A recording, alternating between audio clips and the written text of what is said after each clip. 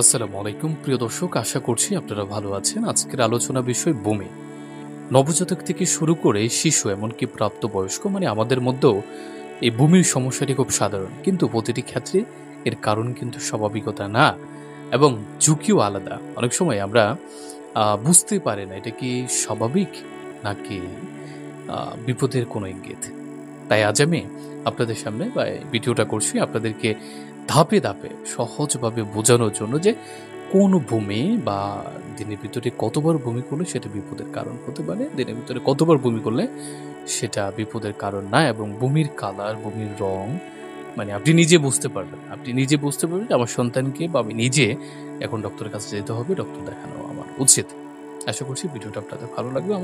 আমাকে সাবস্ক্রাইব করে রাখতে পারেন। আমি এই টাইপের ভিডিও আপনাদেরকে দেব এবং আপলোড করব, এরকম সিদ্ধান্ত আমি নিয়েছি। আচ্ছা, প্রথমে আমরা জানবো নবজাতক যারা আছে। নবজাতক কারা? শূন্য থেকে অর্থাৎ জন্ম থেকে 2 মাস বয়সে যারা আছে তারা হচ্ছে নবজাতক। নবজাতক বাচ্চারা প্রায় খাওয়ার পরে কিন্তু দুধ উগলে দেয়, দুধ পড়ে যায়। এটা কিন্তু স্বাভাবিক। এর প্রধান কারণ হচ্ছে ওদের পাকস্থলী কিন্তু এখনো পুরোপুরি শক্ত হয়নি। সামান্য চাপে দুধ উঠে আসে। কারণ পাকস্থলী শক্ত হতে হবে, পাকস্থলীতে যে খাবারটা গিয়েছে, যে দুধটা গেছে, সেটাকে ধরে রাখতে হবে। কারণ নবজাতক তো তারা তো এখনো মাত্র শিশু, তাদের এখনো শক্ত না হওয়ার কারণে দিনে 2 থেকে 3 বার বা অল্প পরিমাণ দুধ উঠলে কোনো সমস্যা নেই।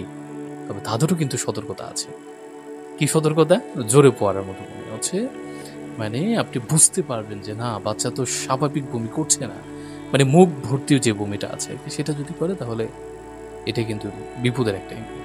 আর হচ্ছে বমি যদি দেখেন সবুজ, দুধ কিন্তু সাদা হয়, হ্যাঁ, বা হালকা একটু কালার চেঞ্জ হয়, কিন্তু যদি দেখেন সবুজ, হলুদ বা রক্ত মিশ্রিত, তাহলে দেরি করবেন না।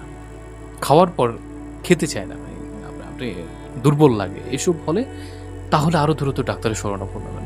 বমি করলো প্লাস কালার চেঞ্জ, তারপর দেখলেন যে বমির পরবর্তীতে আর বাচ্চা খেতে চাচ্ছে না, হাত পা নাড়াচাড়া করছে না অত বেশি, আগে যেরকম করতো, দুষ্টাইম করছে না, হাসছে না, তাহলে বিষয়গুলো নর্মালি নেবেন না, ডাক্তার পরামর্শ নেবেন খুব দ্রুতই। আচ্ছা, তারপর আমরা জানবো শিশু, 2 মাস থেকে 5 বছর বয়স যারা আছে তারা আমরা শিশু বলে থাকি। তো এই সময়ে বমির বেশ কিছু সাধারণ কারণ থাকে। অতিরিক্ত খাওয়া, প্রথমত সংক্রমণ, ভাইরাস, ব্যাকটেরিয়া, সর্দি, কাশি বা কফ জমা। অনেক সময় গাড়িতে উঠলে মোশন সেকশন হয় আর কি। মোশন সেকশন বলতে যে গাড়ির জানালা দিয়ে আমরা তাকিয়ে থাকি না বাইরের দিকে, তখন ওই যে গাছগুলো নাড়াচাড়া করে, তখন কিন্তু বমি হয়ে যায়। এগুলো আমরা সবাই জানি, এগুলো স্বাভাবিক। তো স্বাভাবিক ক্ষেত্রে বমি 1 বা 2 বার হতে পারে। বাচ্চা আবার স্বাভাবিকভাবে যদি খেলাধুলা করে, খাওয়া চালিয়ে যায়, আগের মতো যদি আপনি মনে করেন যে বমি করার পরে তার কোনো পরিবর্তন নাই বডি ল্যাঙ্গুয়েজে, তাহলে ঠিক আছে। কিন্তু যদি দিনে 5 থেকে 6 বার বা তার বেশি বমি হয়, শরীর শুকিয়ে যায়, যদি দেখেন যে আপনার বাচ্চা মুখ শুকনো হয়ে যাচ্ছে বা প্রস্রাব কম হয়ে যাচ্ছে, প্রস্রাব কমে যাচ্ছে, প্রস্রাব দৈনিক আগে যেরকম করতে এরকম করছে না, অথবা বাচ্চা জিজ্ঞেস করুন যে মাথা ঝিমঝিম করে কিনা, বা সে যদি বলে যে মাথা ঝিমঝিম করছে, তবে এই বিষয়টা আপনি একটু সিরিয়াসলি নেবেন। হ্যাঁ, তখন আর বাসায় বসে থাকবেন না, ডাক্তারের কাছে চলে যাবেন। দেখেন, একটা বিষয় আপনাদেরকে বলি, আমি মনে হলো হঠাৎ আমার মাথায় আসলো যে ডাক্তারের কাছে যেমন আপনি ফার্মেসি থেকে ওষুধ খাবেন না, হ্যাঁ, ফার্মেসি থেকে ওষুধ খেলেও তো ডাক্তারের কাছে গেলেন না, আপনি ফার্মাসিস্টের কাছে গেলেন, যারা ওষুধ বিক্রি করে তাদের কাছে গেলেন। হ্যাঁ, তারা শুধু জানে যে এটা বমির ওষুধ, এটা বমির ওষুধ, এটা বমির ওষুধ, এটা বমির ওষুধ, কিন্তু আপনার বাচ্চাকে কোনটা দিতে হবে সেটা তারা জানে না। আচ্ছা, তারপর হচ্ছে স্কুলগামী শিশু, 5 থেকে 12 বছর যাদের বয়স। এই বয়সে বমির কারণ ভিন্ন হয়। দূষিত খাবার খেলে ফুড পয়জিং হয়, পেটের গ্যাস্ট্রিক সমস্যা, মাইগ্রেনের কারণে বমি হয়, অতিরিক্ত মোবাইল, টিভি দেখলে কিন্তু মাথা ঘোরায়। হ্যাঁ, আপনি যদি লং টাইম ধরে দেখে থাকেন তখন কিন্তু মাথা প্রচণ্ড পরিমাণে ঘোরাবে। এই মাথা ঘোরানি থেকেও কিন্তু বমি হতে পারে। যদি বাচ্চা শুধু 1 বা 2 বার বমি করে এবং তারপরে স্বাভাবিক থাকে, আগের মতো, যেটা বললাম আর কি, আপনার বাচ্চার ক্ষেত্রে আপনি দেখবেন যে বমি হয়েছে, বমি হওয়ার পর স্বাভাবিক আছে, কিন্তু স্বাভাবিক 4-5 বার বমি করার পর যদি স্বাভাবিক থাকে, এটা থাকবে না কখনো, এটা হয় না। তো যদি 1-2 বারের পরে যদি স্বাভাবিক থাকে তাহলে ভয়ের কিছু নেই, কিন্তু বারবার বমির সাথে মাথা ব্যথা, জ্বর, পেট ব্যথা থাকলে তখন আর বাসায় বসে থাকবেন না, ডাক্তারের শরণাপন্ন হবেন। তখন কিন্তু বিষয়টা সিরিয়াস নিতে হবে আপনার থেকে। হ্যাঁ, একটা বিষয় খেয়াল রাখবেন যে 1-2 বার বমি করলো সেটা স্বাভাবিক, 1-2 বারের ক্ষেত্রে যদি আবার কালার চেঞ্জ হয় তাহলে সেটাও স্বাভাবিক। হ্যাঁ, এই বিষয়টা আমি শুরুতে বলি নাই, মাঝখানে এসে বললাম। আচ্ছা, এবার আমরা জানবো কিশোরী, অর্থাৎ 13 থেকে 18 বছর বয়স যাদের আছে। কি বয়সে বমির অন্যতম কারণ হচ্ছে গ্যাস্ট্রিক। বা অ্যাসিডিটি, ফুড পয়জনিং। আমরা বাইরে যে তৈলাক্ত খাবারগুলো খাই আর কি, আমরা ফুড পয়জনিং বলতে আমরা বুঝি। তারপর হচ্ছে এই বয়সে কিন্তু অতিরিক্ত চাপ, মানসিক দুশ্চিন্তায় সবারই মোটামুটি থাকে। মেয়েদের ক্ষেত্রে হচ্ছে পিরিয়ড সংক্রান্ত সমস্যা আর কি, হ্যাঁ? তো কিশোর বয়সে বারবার যদি বমি হয়, এটা অভ্যাসগত কারণ বাদ দিতে হবে অবশ্যই।